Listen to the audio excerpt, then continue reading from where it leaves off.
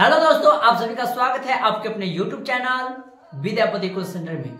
दोस्तों, आज के इस वीडियो में हम लोग समझने वाले हैं समांतर श्रेणी, जो कि एग्जाम में यहाँ से लमसम 7 से 8 क्वेश्चन देखने को मिलता है। तो दोस्तों, आज के इस वीडियो में एपी का हम बेसिक चीज समझने वाले हैं, तो चलिए समझते हैं। तो आइए देखते हैं कि आखिर में हम एपी का क्वेश्चन किस तरह से सॉल्व करने वाले हैं।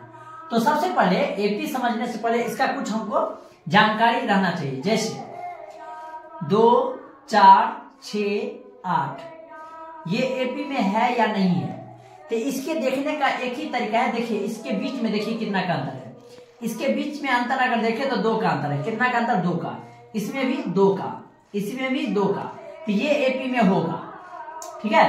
अगर हम दूसरा ले कि अगर 5, 6, 8, 12, 16 ये देखिए ये एपी में है या नहीं है। तो इसका गैपिंग देखिए, अगर 6 में से 5 गया तो कितना होगा? 1। 8 में से 6 गया तो कितना होगा? 2। इसमें से जाएगा तो ये 4 है। यहाँ पर जो डिफरेंट आ रहा है, जो अंतर आ रहा है, वो क्या होना चाहिए? सेम होना चाहिए। लेकिन यहाँ पर सेम है नहीं है, तो इसका मतलब ये एपी में नहीं होगा। एपी मतलब समांतर श्रेणी में नहीं होगा, ठीक है। इसको समझने के लिए आप सिंपल फंडा समझिए। आप सीढ़ी तो देखे होंगे ना, सीढ़ी जिसे हम देहात भाषा में सीढ़ी कहते हैं, ठीक है। तो इसमें अगर आप देखिएगा तो इस तरह से बना रहता है, ठीक है ना। तो आप यहां पर अगर सीढ़ी का गौर से देखिए, तो अगर हम ये सपोज करिए कि हम बीच में जो होता है 1 मीटर का फासला देते हैं। कितना? 1 मीटर। लेकिन 1 मीटर का नहीं होता है, ठीक है। तो 1 मीटर का अगर फासला दे दिए, तो यहां पर अगर 2 है तो 1 मीटर के बाद क्या हो जाएगा? 3 हो जाएगा यहाँ पर। तो इसके बीच में भी कितना मीटर का रहेगा गैप? 1 मीटर का रहेगा ना। तो यहाँ पर 4, इस तरह से ये 5 हो गया, और इस तरह से आगे लेंगे तो क्या हो जाएगा? 6 हो जाएगा। तो आप एपी के लिए एक चीज समझिएगा कि बीच वाला जो होता है सेम होना चाहिए। बीच वाला क्या होना चाहिए? सेम होना चाहिए। अगर कोई कहेगा सर यहाँ पर 2 मीटर का रख देंगे तो नहीं होगा, तो हो जाएगा। यहाँ पर भी 2 मीटर का गैप, यहाँ पर भी 2 मीटर का गैप, यहाँ पर भी 2 मीटर का गैप। तो एपी कहता है कि बिचला जो होता है ना, बीच वाला जो, उसको समान क्या कहते हैं? सार अंतर बोलेंगे। क्या बोलेंगे? सार अंतर, ठीक है। अब ये तो सीढ़ी समझ गए। सीढ़ी में बस एक चीज याद रखिए कि बीच वाला क्या होना चाहिए? सेम होना चाहिए, ज्यादा दूरी नहीं। ऐसे थोड़ी सीढ़ी बनेगा, जैसे देखिए यहाँ पर ये हो गया यहां से यहां तक, अब यहां हो गया, फिर यहां हो गया। ऐसे सीढ़ी बना पाएंगे? यहाँ पर टांगे टूट जाएगा यहाँ पर चढ़ने को। तो इस तरह से सीढ़ी, तो सीढ़ी से याद रखें समांतर श्रेणी।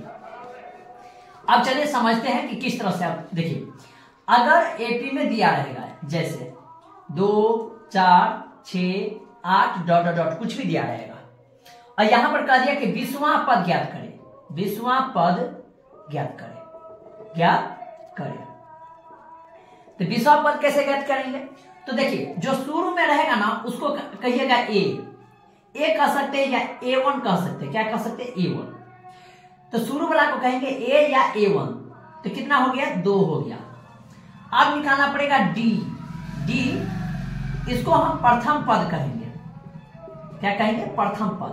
प्रथम पद इसीलिए कहेंगे क्योंकि शुरू में है ना, तो प्रथम बेर में है, इसलिए प्रथम पद। और डी जो है उसको कहते हैं सार्व अंतर। क्या कहते हैं? सार्व अंतर। ध्यान दीजिएगा, समझिएगा। डी निकालने के लिए फॉर्मूला होता है A2 - A1। अगर नहीं भी याद है कि A2 A1, तो याद रखिएगा सेकेंड में से फर्स्ट को हमको घटाना है, ठीक है। आगे वाला में से पीछे को घटाएंगे। तो आगे वाला क्या है? 4 है, ये क्या है? 2 है। तो 4 में से 2 गया तो कितना हो गया? 2 हो गया। तो यहां से ए या A1 भी निकल गया और डी भी निकल गया। अब देखिए यहां पर लगा है वहां। क्या लगा है? वहां। तो याद रखिए वहां वाला जो रहेगा, वहां वाला, इसको एंड बोलते हैं। क्या बोलते हैं? एंड बोलते हैं। तो एंड यहां से हो गया 20। एंड क्या हो गया? 20 हो गया।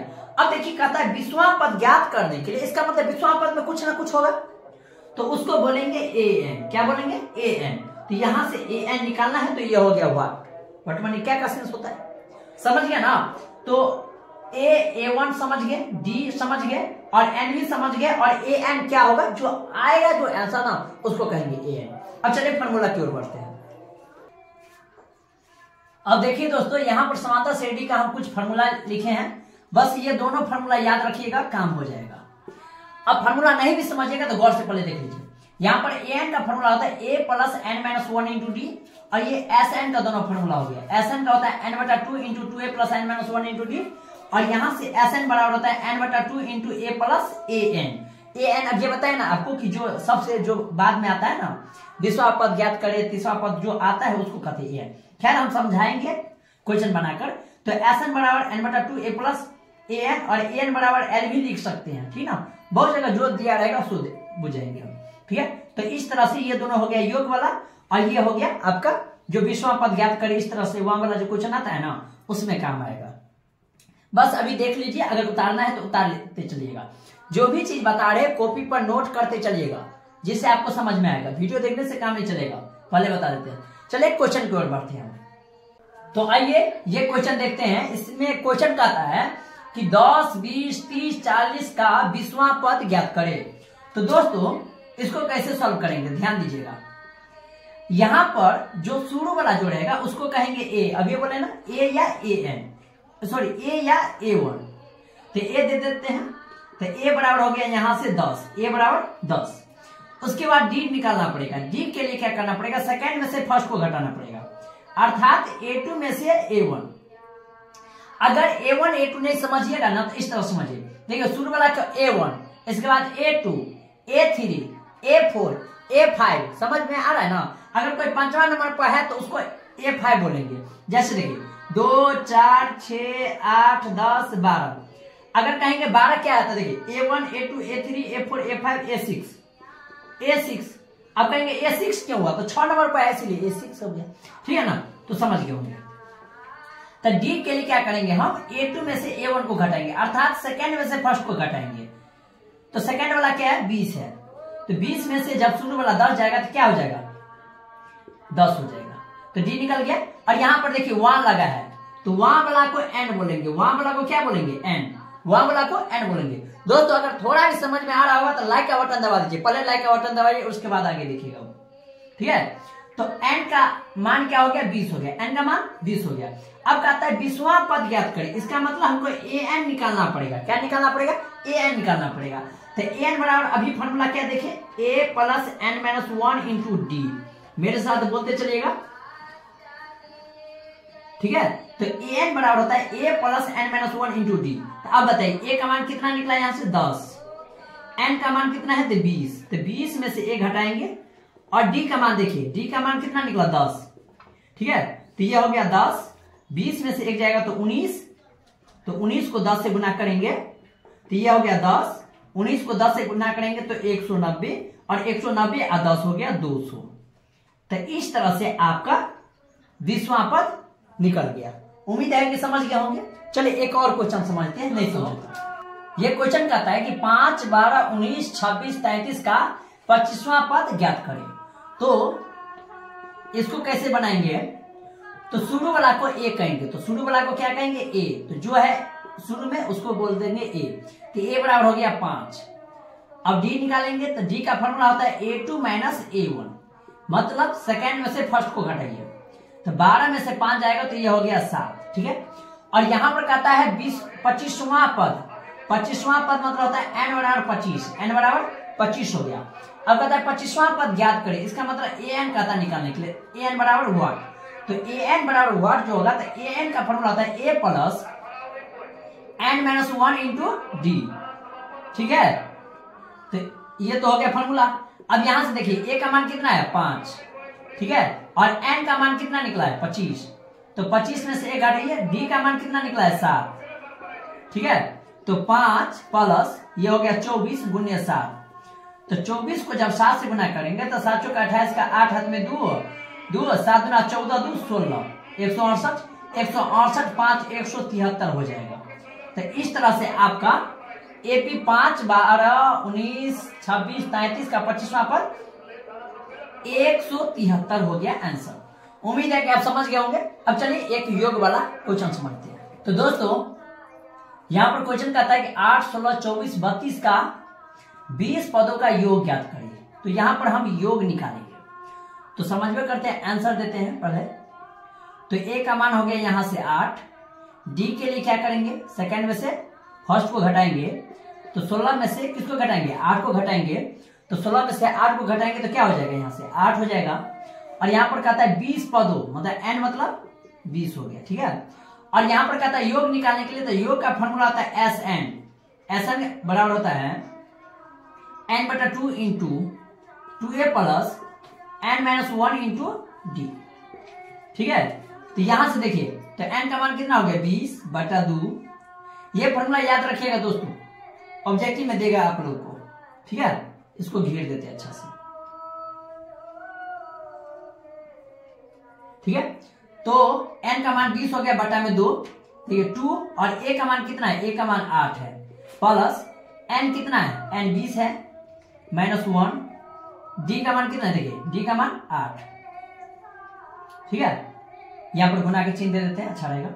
तो इसको जब कट कीजिएगा तो 10 मरतब कट जाएगा, तो 2 दाही के 20, तो ये हो गया 10, इसमें गुना कीजिए 8 दूनी 16, ये 20 में से 1 जाएगा तो 19, 19 8 कितना होगा, 19 8 152, ठीक है। 19 8 कितना होता है, 152। अब क्या करते हैं, इसको 10 हो गया, इन दोनों को ऐड कीजिए, मैंने जोड़िए, तो 8 6 1 168 हो गया। अब इसको जब गुना कीजिएगा तो 168 पर 0 रख दीजिए, हो गया आंसर। तो इस तरह से क्वेश्चन देखिए, कुछ नहीं किया, दिमाग लगाया, यहां पर फॉर्मूला था, फॉर्मूला दे दिए। n का मान जो था 20, तो 20 दे दिए, a की जगह 8 दे दिए, n की जगह जो देते हैं an में अभी सिखाया ना an कैसे निकालेंगे, उसी फॉर्मूला पे ये बनता है। 8 दूनी 16 हो गया, ये 20 में से गया तो 19, 19 8 152, इन दोनों को ऐड किए तो 168 हो गया, इन दोनों को गुना किए तो इतना हो गया। तो इसका मतलब यहाँ पर ये समझे आप कि इसमें जो होता है 20 पदों का जब योग निकालेंगे तो कितना हो जाएगा, 1680। इस तरह का क्वेश्चन भी एग्जाम में देखने को मिलता है। चलिए एक अलग टाइप का क्वेश्चन बताते हैं, उसके बाद वीडियो का अंत करेंगे। अब देखिए दोस्तों, यहाँ पर क्वेश्चन कहता है कि एक समांतर श्रेणी का चौथा पद 11 है, चौथा पद 11, तो जो क्वेश्चन कहता है उसको अप्लाई कीजिए। तो यहां पर लिख देते हैं पहले प्रश्न से, देखिए अभी हम बताएं चौथा पद मतलब हो गया A4, चौथा पद मतलब A4 माने H है, A4 कितना निकल, यहां से 11 हो गया, ठीक है ना। तो चौथा पद 11, तो अगर चौथा पद है तो इसको a प्लस 3d भी लिख सकते हैं, ये याद रखिएगा। इसको समीकरण 1 देते हैं। अब कहेंगे सर कैसे, देखिए अगर a 4 बोले ना तो a यहां पर रख दीजिए, ठीक है, और इससे a कम करके इसमें d लगा दीजिएगा, ठीक है। अब आगे कहता है इसके 5वें और 7वें पदों का योग, अर्थात A5 और 7वें पद माने A7 का योग, योग माने जोड़, योग माने जोड़, कितना हो गया 34। तो यह हो गया 5वें, यह हो गया 7वें पदों का योग, कितना हो गया 34 हो गया। तो यहां पर A5 की जगह लिखेंगे a plus 4d, a plus 4d, और A7 की जगह लिखेंगे a प्लस 6d बराबर 34। तो a और a कितना हो गया 2a, यहां पर 4 और 6 कितना हो गया 10d बराबर 34। तो यहां पर से अगर 2 कॉमन लेंगे तो a प्लस 5d बराबर हो गया 34।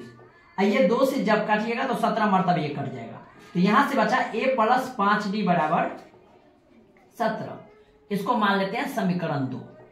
अब हम क्या करते हैं इसको, तो समीकरण 1 में से 2 को घटाएंगे, तो यहां पर लिखेंगे समीकरण 1 माइनस 2 से, ठीक है। तो यहां पर हम घटा लेते हैं, तो जब 1 में से 2 को घटाएंगे तो a प्लस 3d बराबर हो गया 11, और नीचे वाला हो जाएगा आपका a प्लस 5d बराबर हो गया 17। यहां पर क्या लिखे घटाने पर ना, तो इसको लिखेंगे घटाने पर, घटाने पर। इसमें याद रखिएगा जब हम घटाएंगे तो नीचे वाला का चिन्ह परिवर्तन होगा, तो यहां पर कुछ नहीं, तो प्लस है तो माइनस, प्लस है तो माइनस, प्लस है तो माइनस हो जाएगा। तो a से a कट गया, तो यहां पर अगर 3d में से 5d घटाएंगे तो माइनस 2d होगा, और 11 में से 17 जाएगा तो माइनस 6। अब जब d का मान निकालेंगे तो माइनस 6 बटा माइनस 2, तो माइनस से माइनस गया, 2 तिया 6, तो d का मान कितना निकल गया 3, ठीक है। और यहां पर देखिए क्या पूछा गया, सार अंतर, तो सार अंतर तो डी को कहते हैं, तो यहां पर लिखेंगे अतः सार अंतर बराबर हो गया 3। तो दोस्तों आज के वीडियो में इतना ही, अगले वीडियो में इससे और भी क्वेश्चन लेकर आएंगे, तो ये 2024 के अगर एग्जाम देंगे, 25 में भी एग्जाम देंगे, तो ये वीडियो आपके लिए बना रहेगा, नॉलेज पर्पज से देखिएगा। लेकिन ये वीडियो मेनली 2024 के लिए है। तो ये पार्ट 1 हो गया। इसी तरह से पार्ट 2 पार्ट 3 भी समांतर स्टडी का लेकर आएंगे। दोस्तों अगर अंत तक बने रहे तो 1 लाइक तो बनता है। अगर आप इस चैनल पर नए हैं तो चैनल को लाइक सब्सक्राइब कर लीजिएगा, सब्सक्राइब तो करिए लीजिएगा, क्योंकि इसी तरह का वीडियो बहुत सारे देखने को मिलेगा इस वीडियो पर। तो अंत तक बने रहे, इसके लिए बहुत बहुत धन्यवाद। Thank you.